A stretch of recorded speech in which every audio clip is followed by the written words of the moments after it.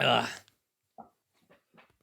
Ladies and gentlemen, welcome back to another episode of the Basement Podcast. It's been a little while. It's been a minute.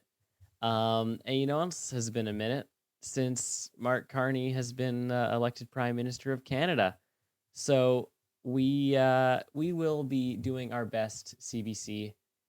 They recently, our wonderful propaganda organization, the Canadian Broadcasting Corporation, did a whatchamacall report card 60 days roughly into Mark Carney's prime ministership since he won the election. Has he done all the things he said he would do by Canada Day?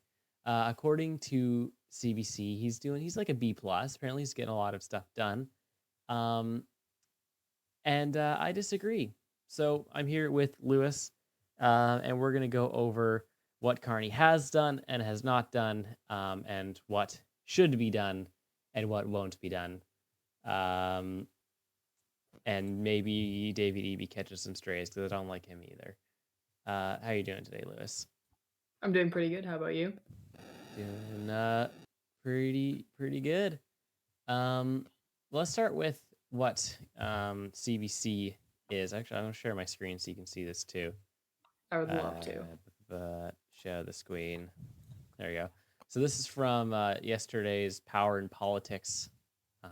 I only saw this tangentially. I generally don't watch CBC for obvious reasons. But apparently, these green check marks that are seen on the screen, he has removed internal federal trade barriers, supposedly. He did create the Canada Strong Pass. Apparently, supposedly, he made a GST exemption on new homes for new home buyers and removed the carbon tax. Supposedly, he's in the process of making a middle class tax cut and in the process of making a defense pact with the European Union, but has not done a review of the federal departments. Now, a bunch of this is actually just not true. Um, the first one is the Canada Strong Pass. That's true. Who cares? Um, removing carbon tax. That's a big one because it's actually still there. That's something that CBC is obviously trying to obfuscate by saying, "Oh, the carbon tax is gone." It's not gone. It's just it has been frozen to where it's not going to get any bigger for the time being. It is not destroyed yet. Similar to the DST, the Digital Services Tax, and we're going to get a little bit more into that. That is still technically on the books, but not happening. It's just frozen for now.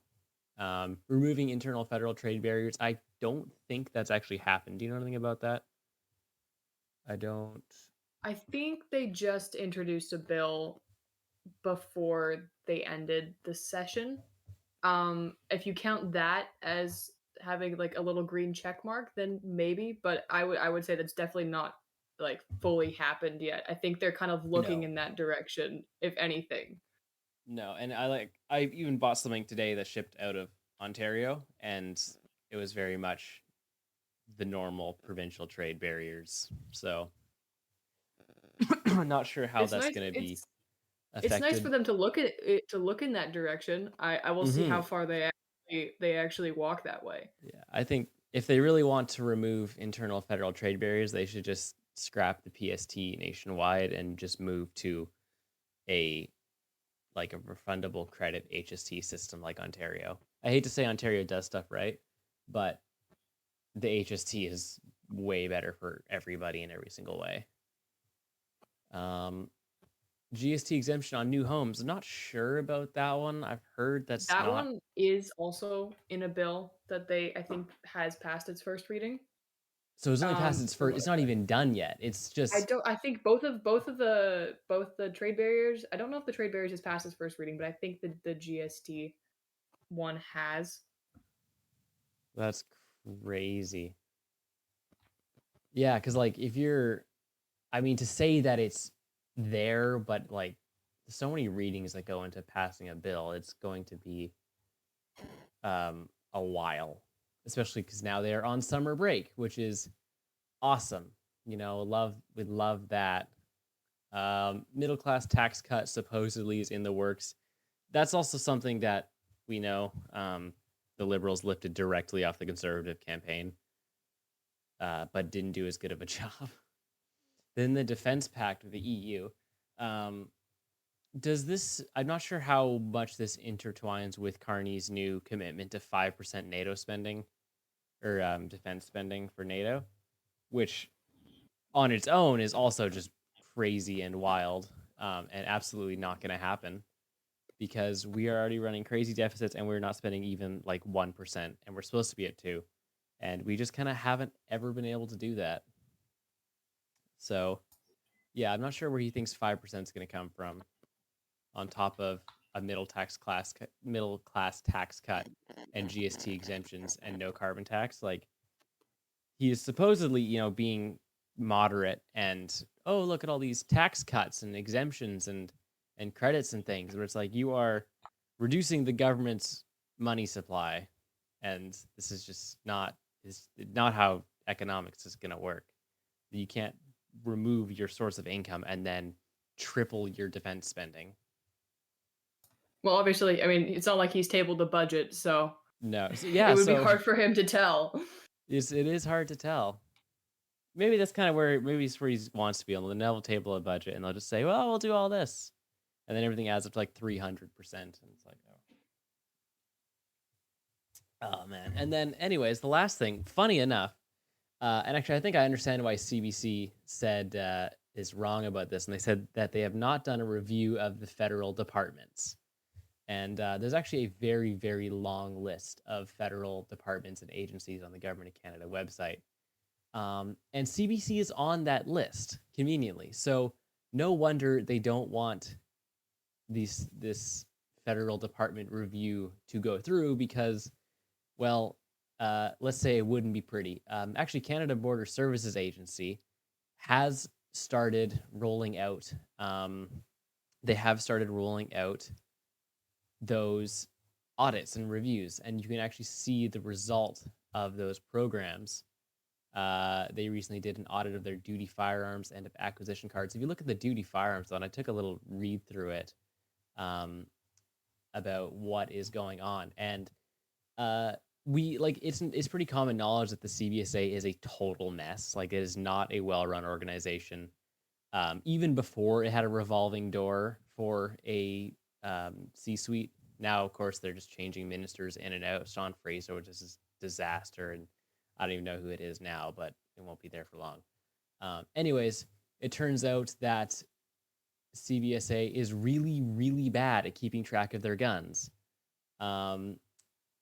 Of the 162%, 162, firearms selected for this program, 6% were like just not available because of some reason, maybe not, like just being used. It turns out that a lot of them were just improperly tracked, and they had no idea where they were. Some things were good, but there were gaps in security. And when it comes to guns, it's like you really, really don't want to have guns missing, but the CBSA does manage to lose about 5 to 6% of their weapons. Scary.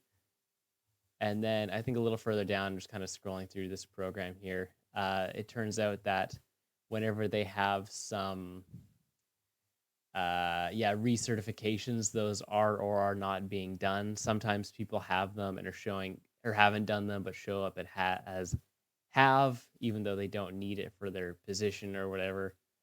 So there's bad records of who is qualified to even have a firearm, and there's very, very minimal cases. It's getting better, it looks like, in the last couple of years, but in use of force situations, there's pretty bad response times to what's the word? Filing incident reports. The policy at the CBSA is supposedly within 48 hours. About 12% of their use of force reports are done in 48 hours, and the median time for use of force reporting is 22 days. Wow. So that's really bad. And that is, I mean, CBSA again is a historically pretty badly run organization and typically very underfunded organization. It is now being run by the Honorable Gary Anonsandagiri, I cannot say that name, and Ruby Zahota, who is the first Secretary of State in Canadian history, because we needed one for some Do you want reason. to know a fun fact about Gary? Yeah, hit me with a Gary fact. Okay, my favorite fun fact about Gary is that he cannot handle certain terror files because he's associated with that terrorist organization. Right. With the Tamil Tigers. The Tamil Tigers. Yeah, he doesn't he have like he should have like 100 years in jail or something because he helped a bunch of them get into the country illegally. I have no idea about that. All I Oh, know is that he there's cannot a handle those files because of his conflicts of interest, which I think is crazy for our it's public for minister, the like our public public safety safety minister. Yeah, minister. yeah. I heard it was like it's back in like the 2000s. There's a Moose on the Loose video, and if I can find it, I'll link it in the show notes. Where he was part of an organization that brought a lot of Sri Lankan immigrants into Canada as asylum seekers, and a bunch of them were known Tamil Tigers. And the punishment at that point was 10 years per terrorist brought in, and he brought in there's like 150 people, and a bunch of them were things. So like he should theoretically be in prison for the rest of his life, But instead, like but he's now he's the Minister of public Public safety Safety. minister and in That's charge pretty of the typical for Canada, I'm CBSA. not gonna lie. Hmm. Yeah, he should be in prison. So of course CBC, anyways, pivoting back to that, is going to say, oh no, they're not reviewing the federal departments because they're next. They are next, and they're hopefully we can go through and realize that the CBC wastes a lot of money on really bad TV shows. Um, there's also a lot of just crazy government agencies that need to get Argentinaed. For example, there is a which one is it? Yeah, there is a federal agency that is dedicated to bridges in Montreal specifically. Just Montreal. Just Montreal. It's specifically the Jacques Cartier and the Champlain bridges. I believe Wow. those I are wonder. either based in. I'm curious how many people are employed in this department and what they I am do They have a with their very nice time. website. Maybe that's where all the money's going. That is, but yeah, that is a. It's been around since '78. That is a federal crown corporation. Um, for those bridges specifically in Quebec. Is that Quebec City or Montreal? I can't tell. Oh, it's Longueuil, Quebec. But yeah, so that is a company. That is a federal crown corporation that we are spending money on. Obviously, not all crown corporations make or cost tons of money, but usually they end up hemorrhaging some amount of cash, like Canada Post. Anyways, I'm getting Yes. off track. The DST, the Digital Services Tax. It's just I was blown away when I heard about this because you have to be a different kind of dumb to do what Carney and originally the Trudeau government, but Carney did. I mean, okay, first off, we all know Donald Trump installed Mark Carney. Yeah, maybe accidentally, but Donald Trump probably knew he could push around Mark Carney more, and he might be regretting it now because Mark's a bit of an idiot. But if you haven't heard of the DST, it was a digital services tax that the Trudeau administration wanted to charge to large American digital companies like Meta and Google and X and the like that would basically collect money from these companies just because they operated in Canada or had some presence in Canada, which isn't great. Europe has the European Union, a bunch of those countries have that sort of digital services tax as well. It's not great. It doesn't really work. But the crazy play was making it retroactive to like 2022, I think, which would have been billions of dollars in revenue in Canada just overnight that these companies would just have to cough up or supposedly stop operating in Canada, which is insane. just completely unfair that a government has no right to say, "Oh, hey, by the way, remember this thing 2 years ago? We're going to charge you for that now." Um, just total BS. Obviously, not a good use of policy, but the DST was going to be applied, and then the day before it was to come into effect and cost American companies billions of Canadian dollars, uh, Donald Trump said, "Oh, if you guys are going to do this, we're going to just not negotiate with you. You're going to get hit with all the big tariffs." And Mark just folded like a little book, and he said, "Okay, we're gonna pause the digital services tax, and we're going to take steps to just take it off the books entirely, Mr. Trump, because again, Mark Carney was installed by Donald Trump, and he's a total pushover." But this does come into Carney's negotiation skills. Um, I think part of this comes down to Mark Carney's a jerk. Like, he is not a nice guy, and maybe that's coming off in some of these negotiations because this is the sort of some of the things they're working on. It's like is 60 days in to the Carney government, and we still don't have a deal. I'm hearing people saying the deal is going to happen mid-July, possibly August, which is crazy. Probably won't happen then because the government is just not in session anymore. He's on vacation. Sorry, I'm blown away by how. No, you can interject. Go ahead.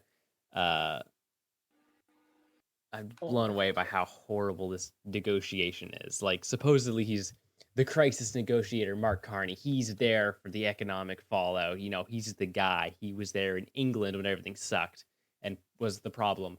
And he was in Canada when everything sucked. But he's the big banker. He's the crisis negotiator, and he is single-handedly manufacturing this crisis.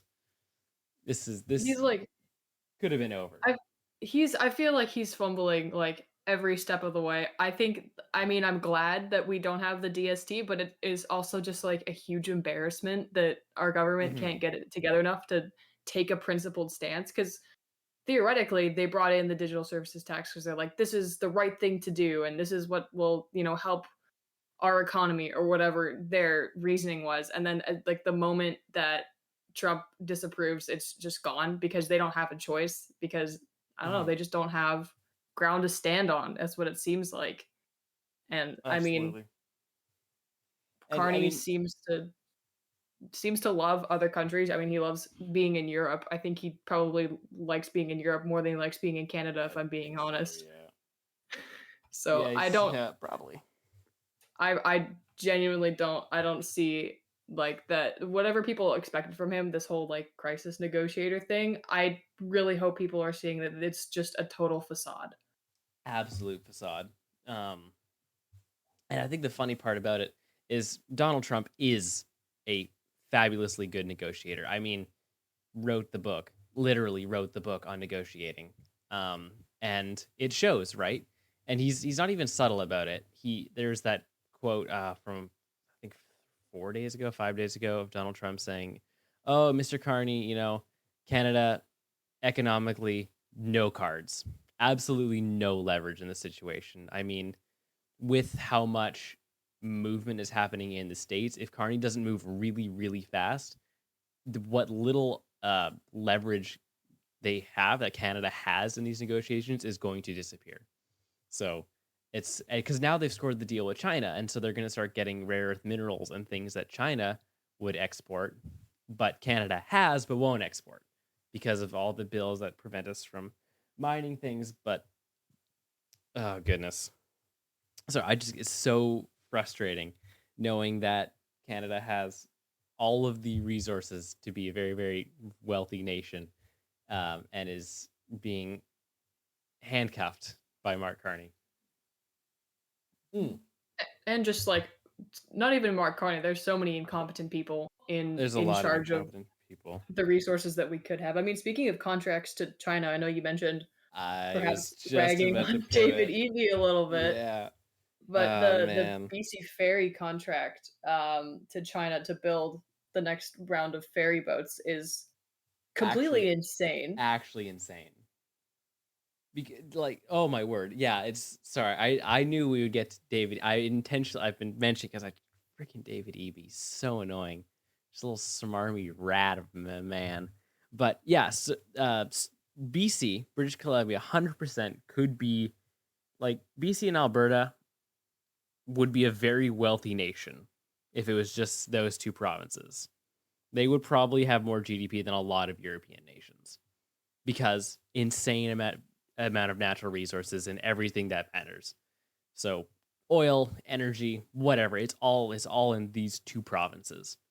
But David Eby is absolutely bent on trying to prevent any of it from being turned into economy, including with this new BC Ferries shipbuilding contract. Historically, BC Ferries have been built in BC. We've made a lot of jobs. Even the ferry contracts that didn't work, the high speed ferries, was built, I believe, in BC, cost a lot of money, and then was actually just a really bad plan because they went too fast and people didn't like the amount of wake that they produced. And so it was this whole disaster. But historically, all of the shipbuilding for BC Ferries, which is a not profitable crown corporation, has gone to BC shipbuilders. So whenever they need repairs, whenever they're making new ones, it goes to dry docks in British Columbia. It's been a lot of jobs, and BC Ferries has been good about updating the boats recently. They're still doing it, and they were doing it for their smaller ferries in British Columbia. But now it's time for a new batch of ferries, which is crazy because we had a new batch of ferries that we made and then sold for a huge loss. Um, and of course, David Eby, he knows who's in charge. He knows who wears the pants in his world, and it's China. So naturally, the contracts he talks about, oh, we're gonna stop buying American alcohol, and we're gonna start investing in British Columbia companies. And oh, by the way, $1 billion contract goes to China. Uh, love that so much. Um, yeah, David Eby is definitely a wound on British Columbia, and yeah, maybe we can get Daniel Smith to run two provinces. Do you think we could do that? That would be really interesting. Mm-hmm. A dual premier. Dual premier. That would be awesome. Oh, but I've heard, yeah, Mark Carney's Brookfield stock options are very, very lucrative now. Let's look up what those are. Mark Carney stock option worth. What does the internet say? They were 6.8 million US dollars in March. I've heard they're a little higher now. Yeah, it's all the 6.8 in March. Do we have any news from recently? Let me check google.com. Feel free to interject while I'm researching.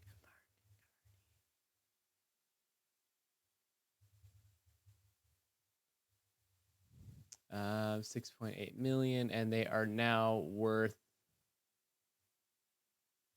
Hello. Uh, ba, ba, ba, ba. Yeah, his Brookfield ties are absolutely not going anywhere. I do hate that Google removes news listings, quote unquote, consistent with local laws, and we should really not be doing that. That sounds like censorship to me.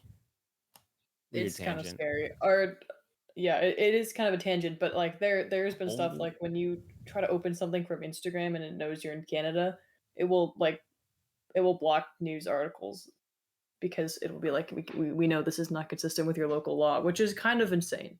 that is actually crazy. According to the Toronto Sun, this is Brian Lilly, so it's fairly conservative. Um, supposedly he would make a profit of 5.3 million US dollars right now, which is so much.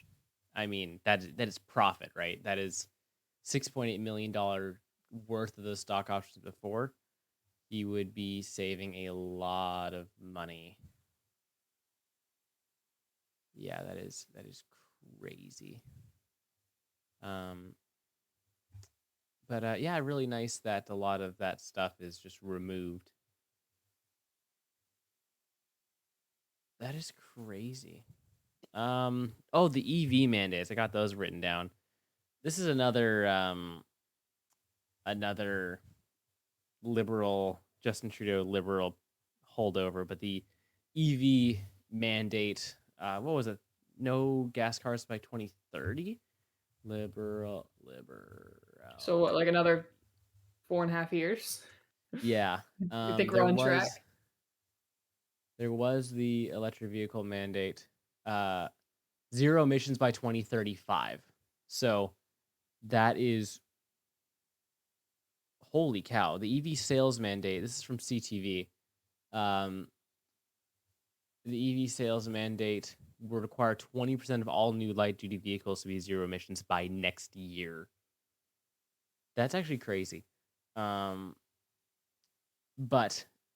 2026 mandates 20% of light duty cars. That's wild because EV factories are closing down. There was a big GM factory. This is right around the time of the election. This one happened, but there was a big GM electric factory that just stopped getting built because there is not enough demand for electric cars. Because in Canada, it's really freaking cold, and batteries don't do good in really freaking cold. Um, it is just yeah, they've already spent 3 billion on this EV rebates program, and it has not paid off um, at all. I just heard another one, a battery plant or an EV plant a few days ago just laid off like 200 pipe fitters and electricians and construction workers because they can't build these factories anymore because nobody wants to buy electric cars. It is saturated. Everyone has a Tesla now. Everyone's got their Cybertrucks, and Everyone who there's just wants an electric vehicle has an yeah, electric vehicle.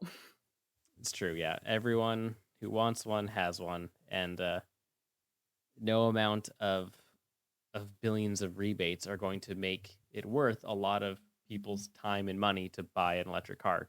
I mean, if you live in Winnipeg, what are you going to do? Drive your Tesla around in the winter? Yeah, right. I mean, you basically need winter tires, and even then, you're getting stuck. It's just such a not impossible, just total pipe dream. Oh man, how far into this recording are we? Oh yeah, we've been going for 27 minutes of just rambling. Yeah, it is. Mark Carney has not delivered, not in my opinion. Um, just things are not going to get better. There, I hate to be the guy who's like things are only going to get worse. This is a Canada's in the late stage and it's only going to be downhill. It's falling apart. Like no, I want to believe that there is hope for Canada. I think that there's really good bones for this country. I just think that 10 years of liberals are kind of the problem. Well, The if other, you yeah, go ahead. listen Go to ahead. what Mark Carney has to say, I think he like his remarks at Canada Day, what now, a day ago, 2 days ago, Yeah. he thinks Canada's doing great. He says that we are more united than ever, which is interesting given the high levels of interest in Western separation. But according to Mm-hmm. him and according to everyone who cheered, Canadians are uniting like never before. Mm-hmm. Yeah, we're uniting. Absolutely. Speaking of uniting, with the amount of like the dramatic increase in violence, it's becoming more and more likely that home invaders will be united with lead because more and more people are getting their homes invaded, and the only people who can deter it are the people with guns. So I think this is from the CCFR, but it's roughly there's a home invasion in Canada at roughly one every 2 days. So that doesn't sound that bad. Like, oh, one every 2 days, but it's like that's kind of a lot. That's there should be no home invasions. If you have Yeah, a that should be world in zero. which there is no incentive, there should be no home. Doesn't matter what car you have out front, doesn't matter what security system you have. There shouldn't be home invasions in Canada. So I saw another one recently from like a condo neighborhood. Guy had his I think he had a McLaren out front. Four I think dudes it was a pull up. Lamborghini. Oh, it's a Lamborghini. Yeah, you saw it too. No. Four dudes pull up and they just like break in, and then suddenly, there's no audio, but they all run out the door really quickly, and it's like, I think I think the Mossberg got pulled out. So, you know, Pretty sure he got charged for that. the homeowner, Yep. not even surprised. Yeah, he got Not charged. Did he fire or did he just I brandish? believe he did fire it. I think he got charged Okay. with discharging a firearm. Yeah. I Yeah. mean, if the justice system works, he'll get off. Right. But Hopefully, hopefully. the justice system in Canada is a little bit busted. That is something else that needs reform. Is we just gotta. Uh, I don't know enough about law and the justice system to say, oh, this is what we need to do, but things do need to change because it is crazy that if you get your house broken into, and defending your house and you get in trouble, it's BS. Yeah, sorry, I'm blown away. Oh man. I feel like I've said that so many times, but it's just comically stupid situation in Canada right now. There's so much stuff that is just, really, we're doing this? Okay, cool. And to be fair, there's, especially after the election, I heard a lot of American political commentators being like, "Well, that's the end of Canada. I guess Canada's done. Say goodbye to Canada, everybody. They chose violence. They're gone. They're toast." And it's like, Canada's not cooked yet. Like, don't forget that America came off of 8 years of Barack Obama, and then 4 years of Donald Trump that didn't get that much done, and then 4 years of Joe Biden, which did a lot of damage. And everyone's like, "Oh yeah, 3 months of Donald Trump, we're back, baby." And it's like, okay, hold up. If you guys can undo 12 years of Democrats in 3 months, which still hasn't happened, even with the big beautiful bill passing, there's still a lot of work to do, but things are getting better for sure. That is to say, how much damage could the Conservatives repair with a strong majority next year? Right? Can we do it? I freaking think. I hope so. I hope so. Hope is the right word. I hope Mhm. so. I hope, because I also hoped that the Conservatives would totally win the last election, and it was a W in the sense that they didn't lose as much as they did before. But I guess there is the silver lining that we recently had that, was it C6, the bill that passed, but totally got neutered and kind of just worked out to be a circumvent for the no new pipelines bill.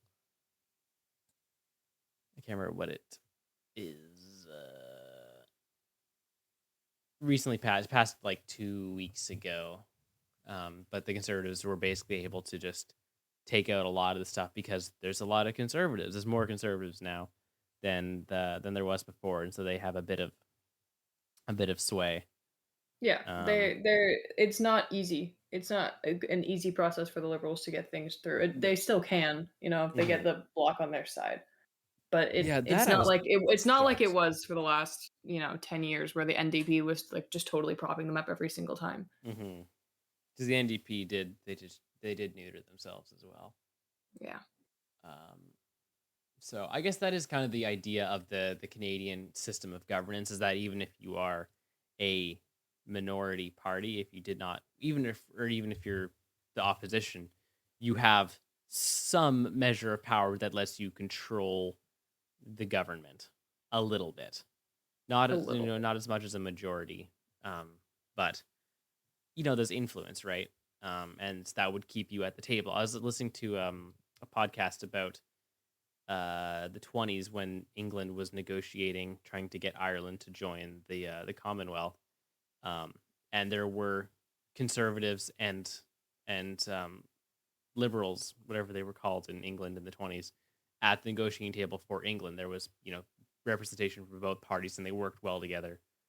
Um, and Yeah, I guess that is the government working. So in that sense, another, silver lining for Canada is that it's not going to be another 4 years of just the Liberals doing whatever the frick they want. Um, and in going back to BC, hopefully that changes soon too, because obviously the BC NDP have the world's smallest majority. Um, And if we can get a couple free thinking MLAs, that'd be awesome for BC.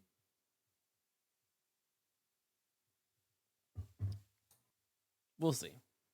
We'll see. There's so much stuff that is we'll see, because it's less like, is it, we'll see if we get development and energy, and we'll see if we get our homes broken into tomorrow or tonight or whenever. So the throne speech was interesting. Somehow slipped in there that it almost sounded like the king spoke into being castle doctrine for Canada, which obviously hasn't happened because the guy fired his gun in his home and now he's being charged. But castle doctrine in Canada would be a step up. crazy move for Canada. It'd be a good move. Don't get me wrong. That is, I think castle doctrine is a fundamental human right. But yeah, that would be a monster step up for Canada, and would really reform justice in Canada, I think. Also, getting rid of all the criminals would really deform justice. Like, we kind of imported a lot of them. I heard about that today.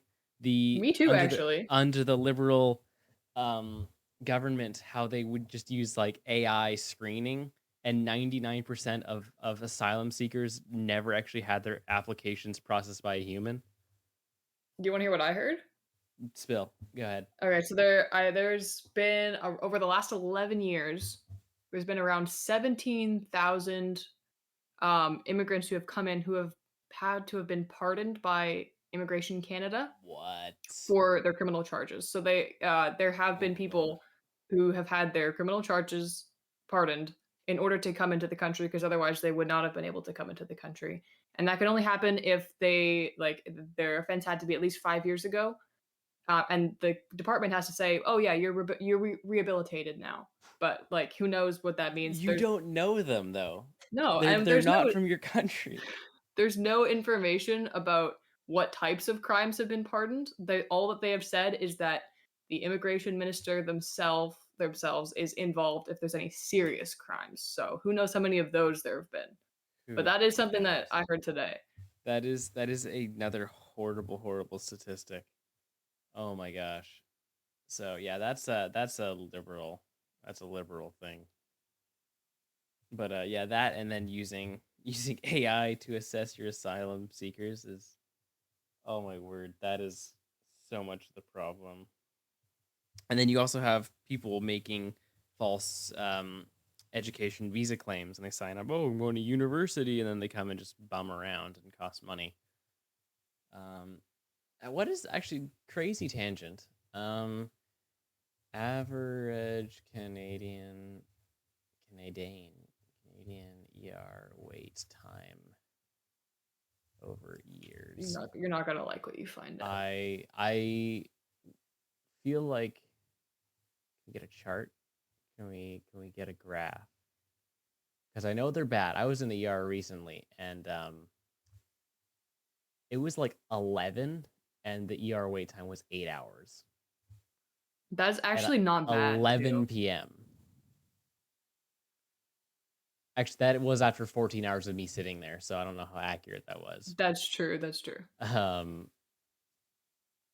I'm a statistic. I was one of the 23% that got admitted to the hospital in within 22 hours. Apparently, you spend the average in Ontario is 22 hours waiting for a bed in the ER.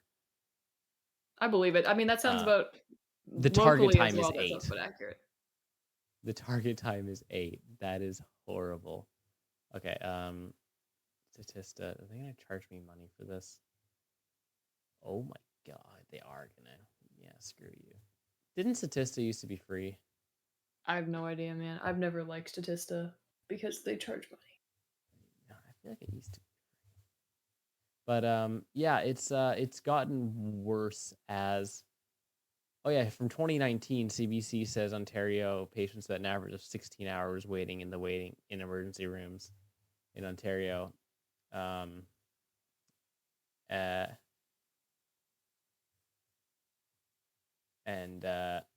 as of, this is a different news organization. But yeah, I'm seeing now 8 hours, 24 hours. I'm seeing 22 hours. Oh my word. According to the Fraser Institute, I've never heard of the Fraser Institute, but from 1993 to 2023, healthcare wait times have increased by almost 200%. I believe it. That's crazy. It is tripled. That's crazy. Oh my gosh, that is just and they're using the same stock image of the same woman for like a bunch of these different articles. It's really funny. That's actually really, really funny. But yeah, it is long. Very, very long. Anyways, that is your Mark Carney Liberal Government 60-day report card. Are they passing or are they You got to give failing? them a grade, though. You got to give them a grade. You do too. Letter grade. Letter grade. Let's do A, B, C, D, F. F. Yeah, I'll give him a D. I'll give him a D. D minus. D normal, not a D plus. Just regular D. Regular D, because in terms of the impact that people are going to notice they're paying a little less for gas, and people are going to notice. I guess that's here's the thing. Like that's something like gas is such an everyday and recently a fairly big ticket item that they'll notice that, right? And that's why gas prices got really cheap going up with the election, because everyone's going to notice, oh, gas isn't so bad. I guess I'll vote for whoever I voted for last time. Maybe that's oversimplifying it, but I think so. As someone who buys gas, point for that. Everything else sucks. And David Eby gets an F, because F for frick David Eby. Yeah. I think, is that anything else you want to add? I think that's all. I think that about covers it. That's all she wrote. Great podcast. Thank you. That's your first that's contribution. All I gotta say. That's all you got? Yeah. All right, cool. First and only. Personal. Hey, that's what it's worth. And all right, well, thank you for listening to the Basement Podcast. Music's gonna slowly fade in. This is fun, completely off the cuff. We haven't done a basement episode with multiple people in months. It feels good to give Mark his report card. Lewis, you said he was an F as well, right? We agreed. I said D minus. We D minus, so we'll average out to a D half minus. That sounds about right. We're inventing grades. Major, anything you want to add?